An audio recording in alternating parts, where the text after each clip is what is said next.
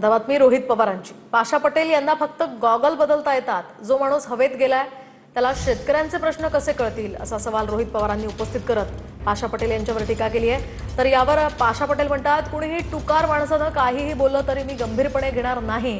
रोहित पवारांनी मोठी माणसं वागतात तसं वागावं असा पलटवार पाशा पटेल यांनी केलाय।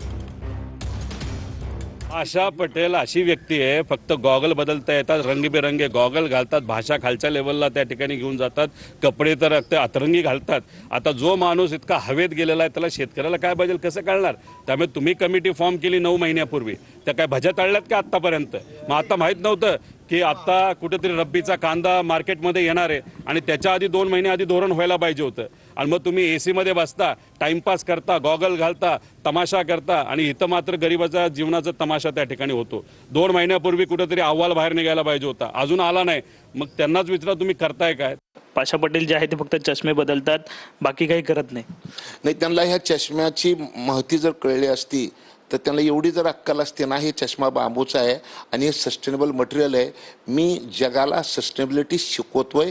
आज तुम्ही जर गुगलमध्ये जाऊन जर विचारलं तर who is bamboo man of India, तर पाशा पटेल असं नाव येत आहे।